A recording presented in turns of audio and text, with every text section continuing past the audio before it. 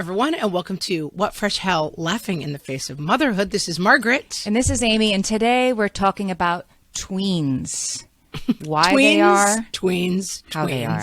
Yes, yes. Because, I mean, it's the definition is they're literally tween. They're between childhood and adulthood. They're between, 11 and 13, I guess. That's what They're the betwixt and from. between. Yes. Yes. And it's actually changed. I looked this up.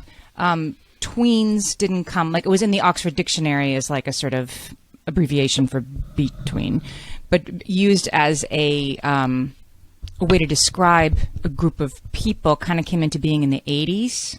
I would have said later. I would have said I didn't hear it until I would have said later.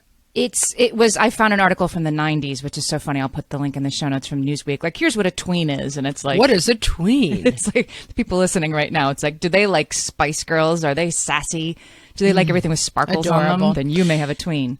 Also, I'm realizing that in the age before the internet, we didn't need 5 billion think pieces there was no market for like 12 signs you've got a tween in the household. Like we didn't need quite as much like cute terminology content as we now do to feed the internet machine constantly with like listicles and parenting articles. Like you got your parenting magazine once a month. That was it. Yeah, that's right. That's right. You didn't need like all this talk of tweens. This was driven by like when tweens came around, it was to describe a group of people to market to. This wasn't a developmental psychology term. Right. This was a, think group sitting around a conference table somewhere. Like, what if we market to this group? And that's how it was first conceived. And they are marketed to, which I think is both completely predictable, but also kind of part of the problem. So we'll get to why that is. That, like, I would argue that tweens can start becoming super, super sassy because that is what they're mirrored back to them as the way that they're supposed to behave. Like hand on hip. You're going to have to convince me a little bit more of that. Hand on hip, mom and attitude. Like every character. I just saw a TikTok this morning, like a gender reveal that was super funny because it was a bunch of, it was a large Italian family from Staten Island. Like I'm your Nana and I think it's a boy. I'm, Aunt Phoebe and I think it's a girl. And anyway, so the big sister was standing there like throwing major attitude. Like I'm the big sister and I know it's a boy. And I thought like, that's so interesting. Like there's nothing wrong with it other than like she's putting on a behavior that she thinks is how an 11-year-old is supposed to behave because that's how the 11-year-olds she sees on TV and on TikTok behave.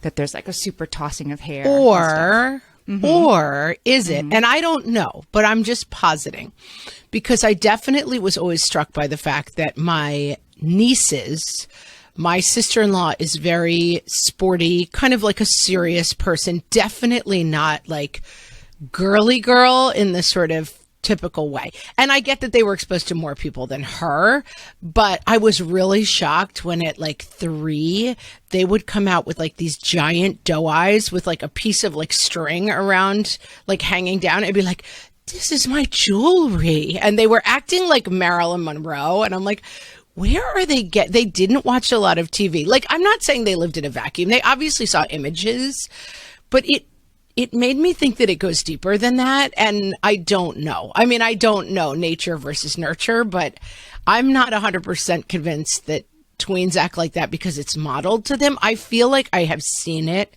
come out of my 11-year-old in a way that is shocking to me and that I don't just think she's mimicking things she sees. It feels to me that it is radiating from some part of her core. This like sassy, eye-rolling self does not seem like a bit to me. Well, the thing that the marketers are getting at, the thing that they circled, which I think is exactly right about kids this age, is that when they were going to market to these tweens, the way to market to them, they decided tweens need to be marketed to as if they are 2 to 3 years older than they are, with the persona of an experienced teen.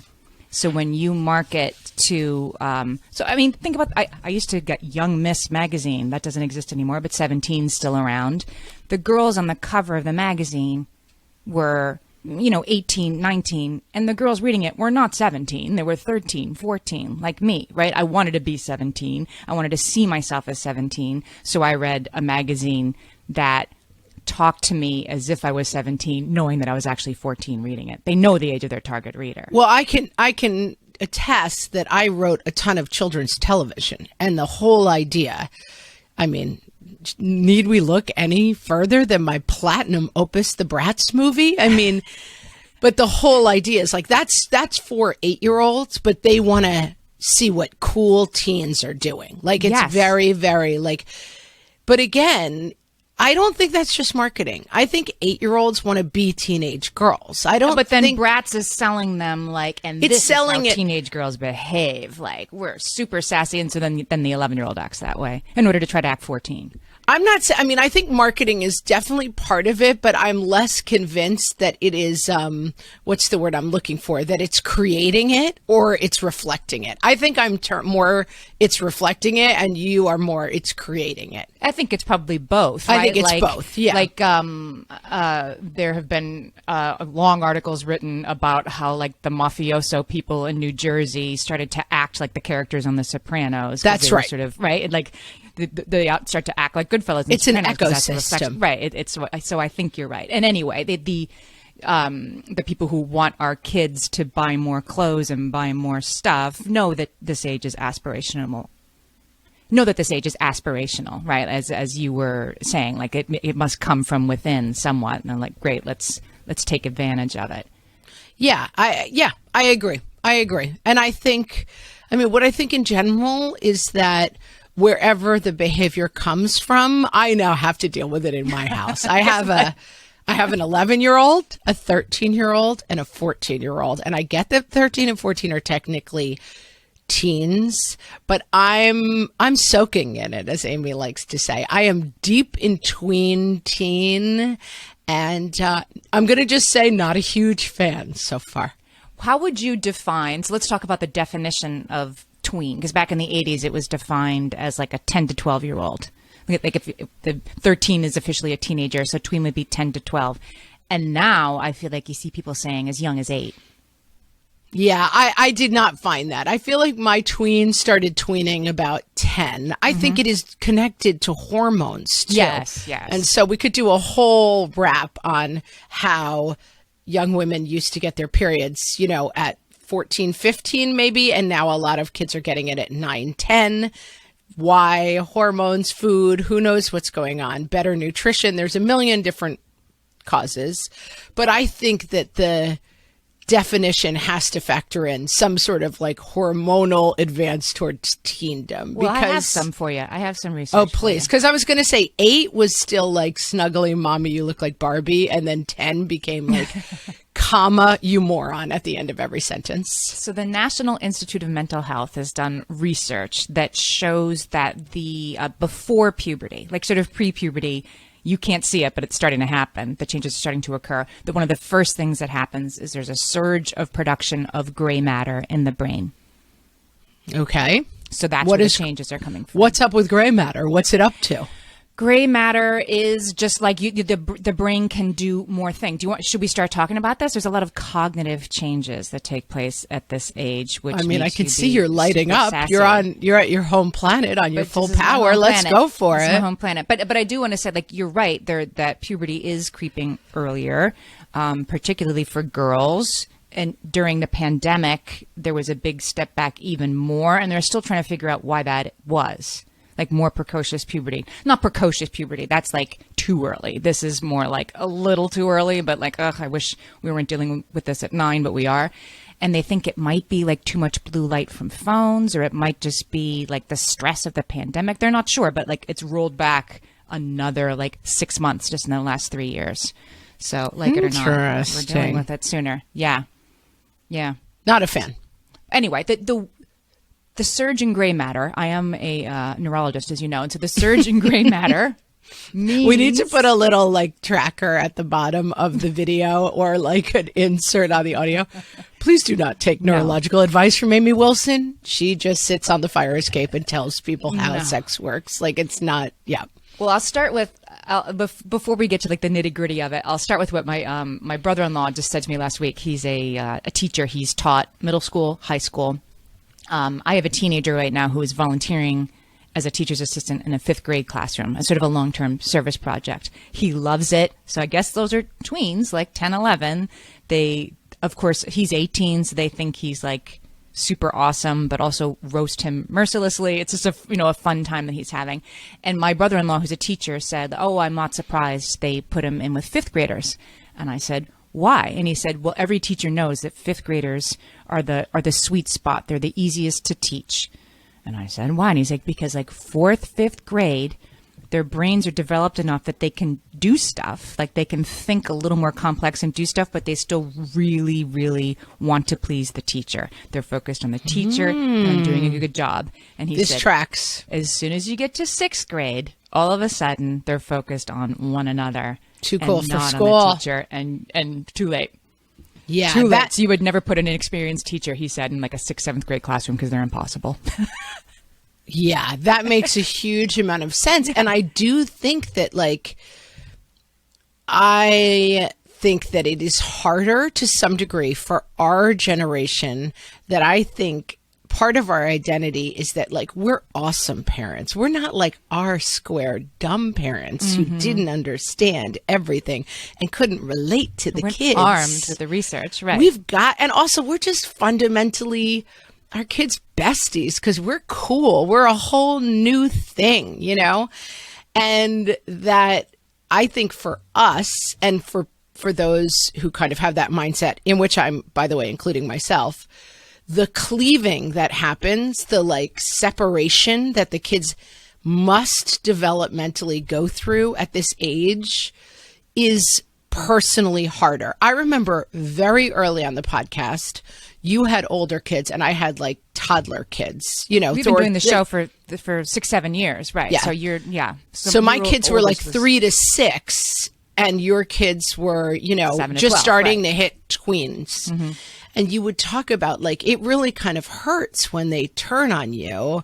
And I would kind of be like, what are you talking about? It's cute when they turn. I mean, it's not a thing. I could not understand what you were saying. And what you were saying is this painful separation where your little cute child is now looking at you like you stink is really emotionally difficult. And I just couldn't relate to it. And now I'm soaking in it, Amy. Yeah. It's come for me. It's confusing, and it's the whiplash that happens at this time. It comes out of nowhere, right? Mm-hmm. All of a sudden, one day, your kid would be like, "Why do you always like this, Mom?" And you say in the door, always what? We were just playing Monopoly. What? We were friends. Right. Yeah.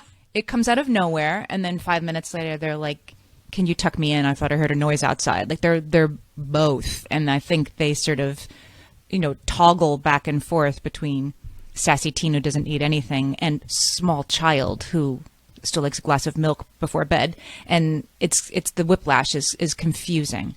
And then they settle into teen, don't worry, and they're just always in their room, and then at least it's not confusing anymore where you stand. Yeah, I think that's right. I think the tween phase is very much marked by, you can still see their little kid self. And in fact, if they trip and fall, they'll be like, "Mommy, kiss it and make it better." Still, right, I mean, they're right. still truly doing that stuff. But now you're getting flashes. One of my kids particularly has a very kind of angelic nature, just physically and personality wise. And I can remember thinking, this kid will never do betray this. me. Yeah. They will never betray me. The other sneaky guys, I see it Verily coming. I say, you shall not betray me. But no, verily I say, it shall not be thus. And wow, is it thus? I mean, and it is quite surprising when your little angel is like, "You're a dummy and I don't like you." Yeah. All right, we're coming back with even more about these crazy tweens. So let's talk a little bit about the metacognitive state that tweens enter, shall we? Because that's just the fancy way to describe the gray matter. When I was Amy, it's gray matter. Amy, let's do that, please.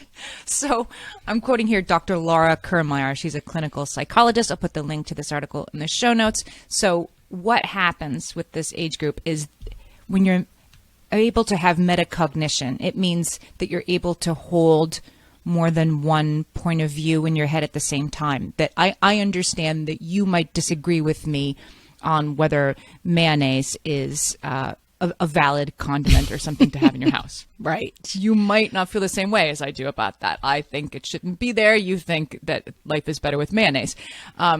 It really takes until about this age, with that being a very silly example, obviously, before a human being can really understand, like, I can think this and you can think that, and that's okay. We can see an event completely differently. We can have different feelings in response to something, and one isn't right and one isn't wrong. They're just different. So that's metacognition, that two different things can be true and equally true. Yes. So they're just starting to figure that out, and that you can have opinions, and that the way you see things is your opinion, and you can vouch for that, and somebody else can have an opinion and vouch for that. So it makes for good classroom discussion, because all of a sudden they love to fight about everything. But also within that is a revelation on their part of oh my God, mom doesn't know everything. Oh, and in fact, within it, there is a tremendous power of, like, I know things mom doesn't know. Right. And in fact, mom, who has represented to me, I'm using mom because I'm thinking about my own situation. The royal mom, yes. The royal mom meaning parent. Like, parent is a dummy. Yes. Like, parent is an idiot. And I'm smarter than parent. And parent is wrong when they tell me to go to their room. And parent is wrong when they tell me to go to my room. And even more importantly than the fact that they're wrong, I'm right. I'm being wronged by this person, right, you know? Right. And so the implications of that understanding of different perspectives is explosive, very explosive. Yeah. And again, important. We don't necessarily want our little angels to become smelly door slamming monsters, but I do think it's helpful to understand that it is developmentally appropriate that they are cleaving from us. It's like a baby discovering his feet, right? Like, this is what's happening at 11. Like, I have a point of view that's different than yours, and I'm going to hold and on the way to to express it is loudly and often. Yes. And the other thing that happens once you're aware that other people's opinions can be different than yours is you start to wonder what those ideas and opinions are. So, like, a kid that's been blissfully uninhibited up until now, right? And doesn't really brush their hair and just likes to talk about Pokemon all the time, that all of a sudden is noticing that other people are different than them, and what those other people are thinking and perceiving about them becomes terribly important. Oh my gosh, I can actually clock this, I feel like, in my house, which is the transformation of kids who are sort of blissfully happy because they're just being their weird selves all day. Yep. And like, I can almost plot it on a calendar the day that they first came home and said, I think I'm weird, or I think, people think I'm this or that. And it is, again, it is a very necessary skill for us as social animals to be able to perceive other people. Like, it is an extremely useful skill to be able to be, let's say, at a job interview and reading the face of the person, or forget a job interview, at a cocktail party, and say, oh, my voice is too loud for this space, or I am boring this person with this story. It is time to move on. Like, these are necessary life skills that they're developing. Or I'm in a situation where something has gone awry, like there's danger in this situation. Whatever, that perception gives you many gifts in life, but it also brings into focus, I might be a nerd. And that never occurred to me in 5th grade. I just thought everyone was this into trains. Everybody likes everybody. But wait a minute, in 7th grade, I'm starting to realize that people think I'm lame for being this into trains. And what your peers think of you becomes super important also, because like in the sort of caveman brain way of doing things, this is like the beginning of independence, right? It's your first step away from your parents. When your parents take care of you, you don't have to worry about what the tribe thinks of you. You go with your parents. But now this is like the young lion is, young Nala and young Simba, right, are starting to They're out in the cold by themselves. Scar has driven them out. Yeah. Yes. Yeah.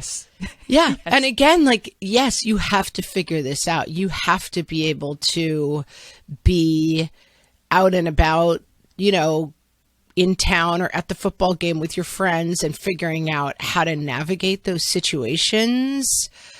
But also, while we say it's developed, it's developing. Right. So to a certain degree, you're developing these skills, but they're not fully developed. So it's very tricky. You're out there like trying them out and trying to figure out like, yes, I'm going to be cool by fitting in this and this and this way. But if I try to be cool by pulling the fire alarm at school, I get expelled. Like you still are in, it's not like, okay, you were on this safe path and now you're on this cushy path. It's like you were kind of on this safe path, probably at home, being, protected and cared for. And now you are kind of Nyla and Simba.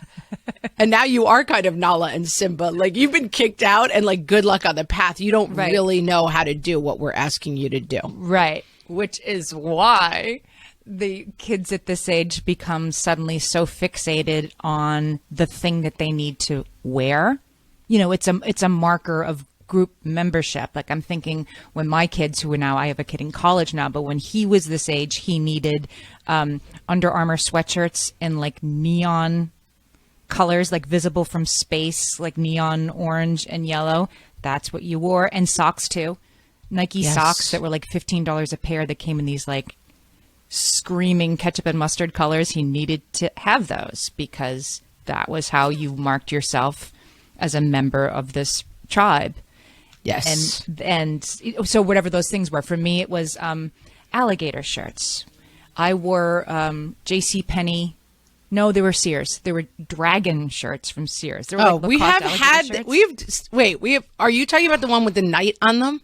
Because that was for the kids who could not afford the alligator shirts. A tiny fire. No.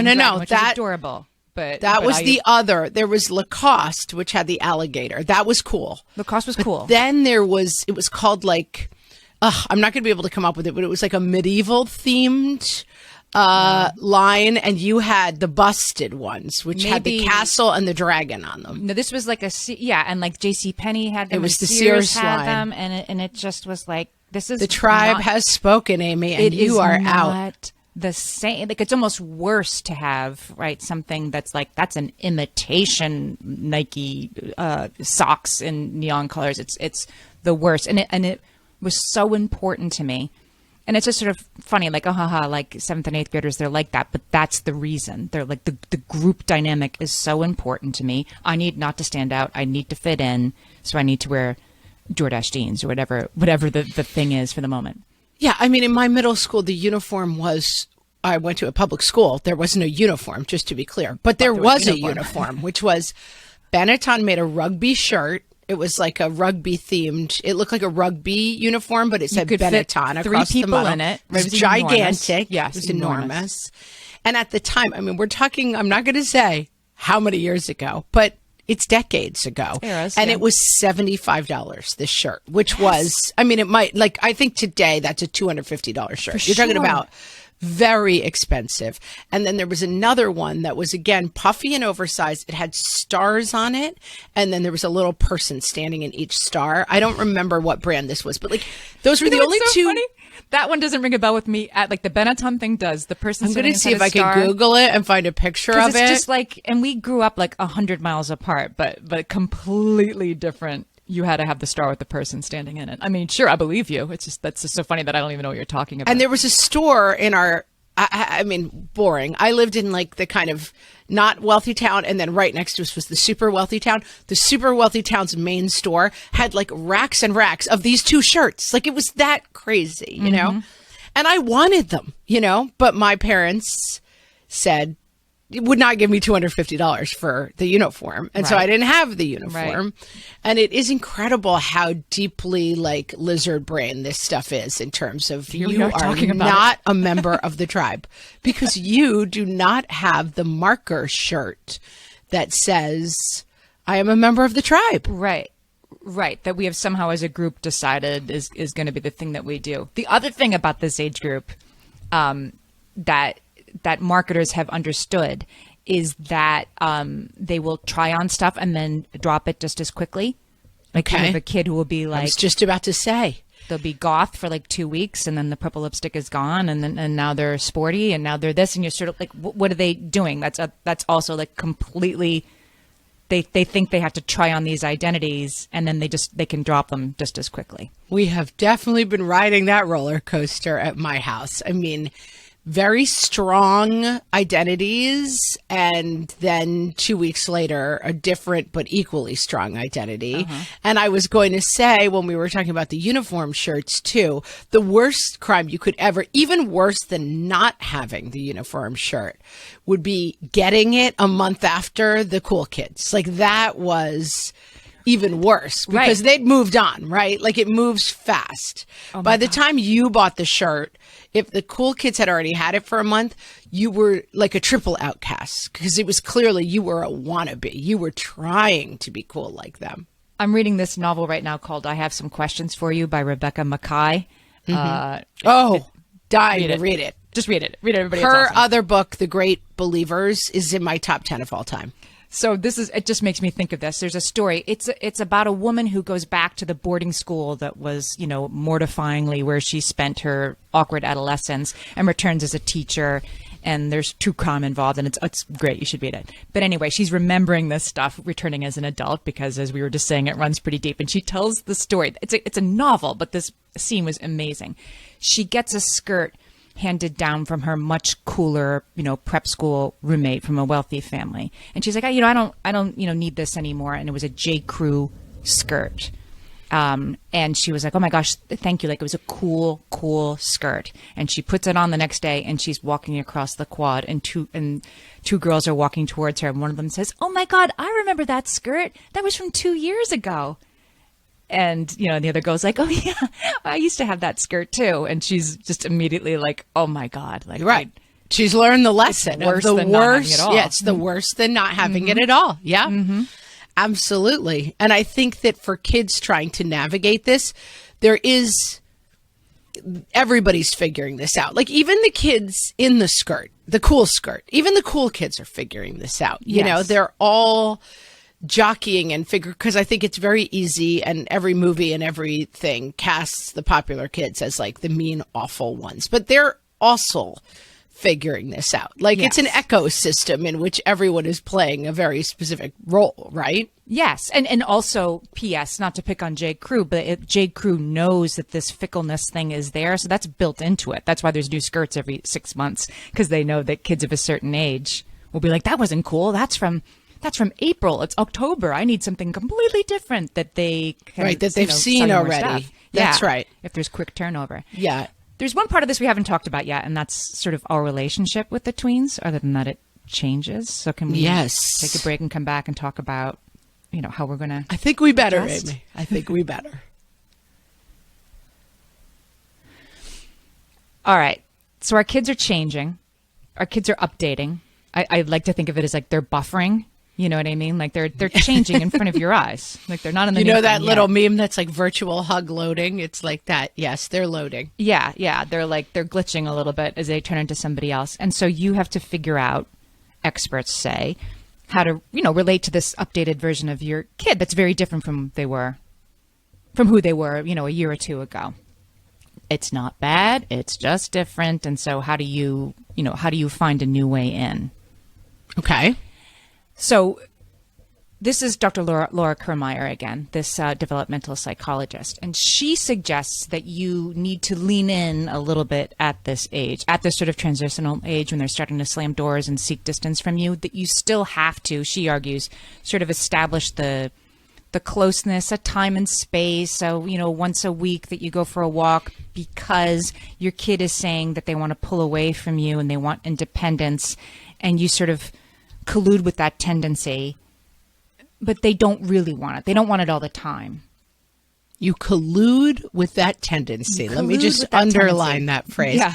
Absolutely. This is the trick. And this is what I struggle with, which is that I am way too reactive to the negativity that comes in. Right. And it then exponentially increases the distance between myself and my kids, because when I hear, you idiot, I don't know what it is in my background, childhood, or DNA.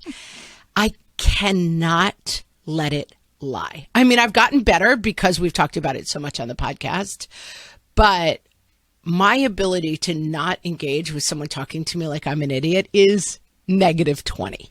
In terms of, I just have to come in and say, I will not be disrespected. You will respect my authority. I will not be tucked down to in my house. And in general, I don't think it's a terrible thing. I think that letting your kids treat you like garbage is a huge mistake. Oh, yeah. But I'm trying to find that truth while also understanding that you don't have to swing at every pitch. You don't have to go out of your way to rise to every piece of bait, which is where I'm having a problem. Or like in my case, I feel like it's like if they said like, don't you know anything on a Monday, that when they come downstairs on a Tuesday morning, they still think you're a dum-dum who doesn't know anything. Like I think I sort of internalize that stuff. And it's not even like, I'm going to make you pay. I'm resentful. It isn't that. It's just like, well, I guess they don't want me around like they used to. Like you opt out. There are times when your kid is upstairs in their room, and if you knocked on the door and said, hey, can I come in? And you sat down on the bed and like said, tell me what happened today at school, that they would be into it. And there would be times that they wouldn't be, of course. But you see what I'm saying? Like you can sort of start to back off a little too much, a little too soon, because that's what they seem to want, but they don't always want it. Right. It's leave me alone. And you're like, I'd love to, because you're horrible. But the fact of the matter is they don't want to be left alone. Right. They want connection, and they're going about it completely the wrong way. And also, I think it can be visually and psychologically confusing when you see a person who is your same height and speaking like in a very developed way. You are not peers with this person. You will probably never really be peers with this person. You are their parent. But especially when you are middle-aged versus 14-year-old, I think it can trick your mind into like, you're fighting with somebody as if they're your peer, and Right. you're really not.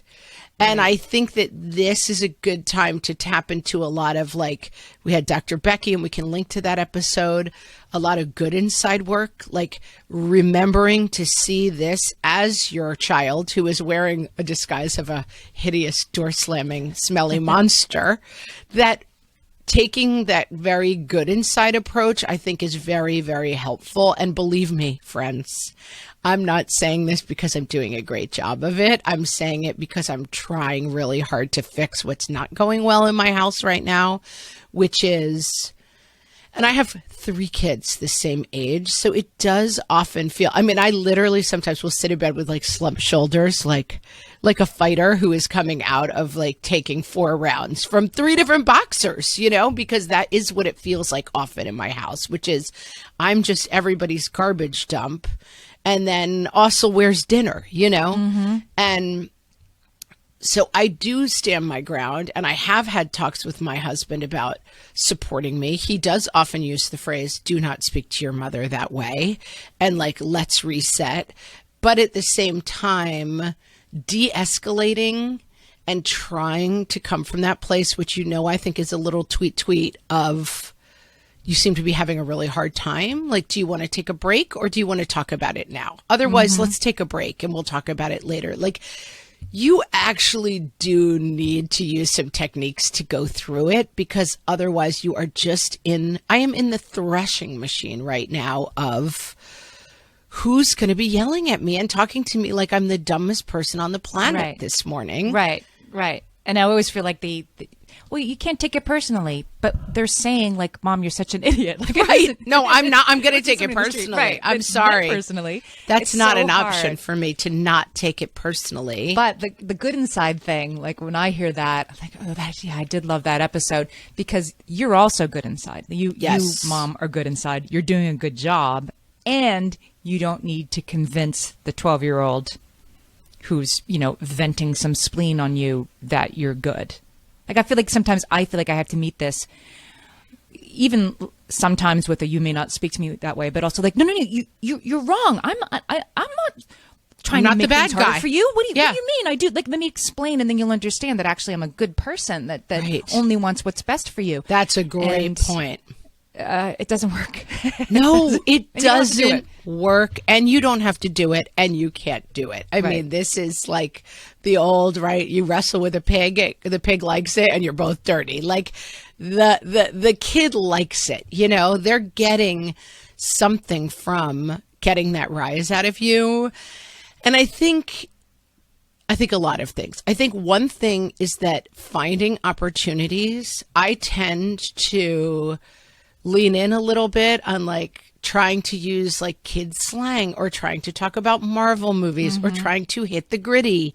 And they're like, oh, you're so embarrassing, Mom. Like, you don't even know how to hit the gritty. And I'm like, sure I do. And I do an unsightly dance. And it's like, I try to lean in safe spaces to playing the idiot more. And that is not natural for me.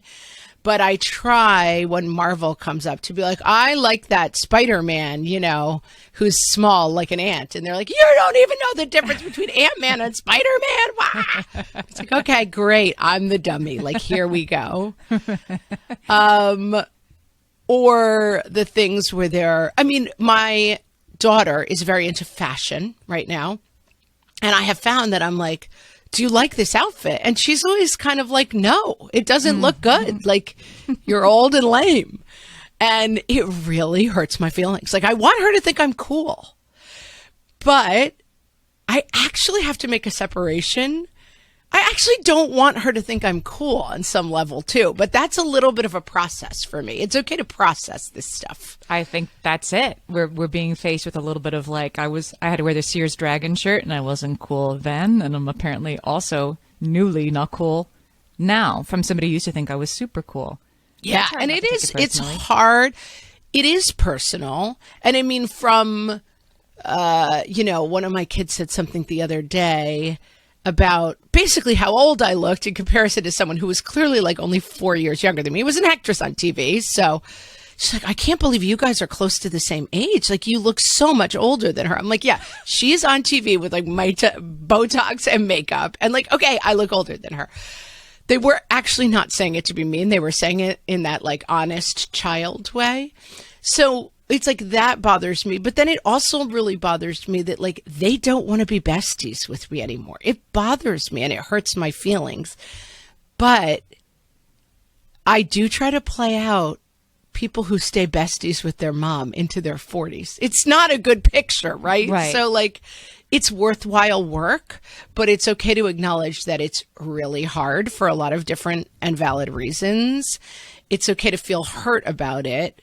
But it's then not okay to become, you have described, and I think about it all the time right now, like trying to memorize basketball facts so that you could like talk to your son. And my I'm like, 8th grader. Yeah. You sound like his like needy girlfriend. Like you're like in behind the scenes, like dancing to try to be right, and be interesting to him. Right.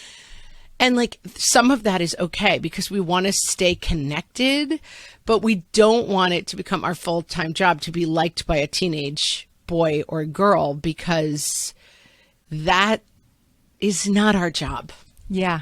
It's painful. The separation part is painful. And I will say, like, on the other side of this, I have a 20-year-old now, so I'm way on the other side of this. And I have a great relationship with that kid now. Is it like he doesn't need me to butter his toast anymore? Like things are different. He's out of the house. But it doesn't mean the sort of sundering part when it's behind you. You think you just, you relate on those own terms.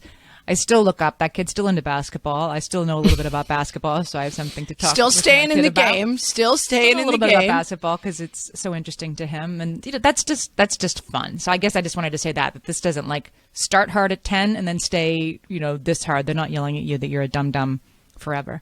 No, and I will say from my personal experience that I had a very kind of violent cleaving from my own mother, in that whatever this like theory of mind, like I believe different things. Metacognition. I completely leaned in as a teenager. I thought my whole family was made up of like vicious squares. I just was like, I was born in the wrong family because I am cool and You're these different. people stink. Yeah. I'm so much more interesting than them. I'm so different than them.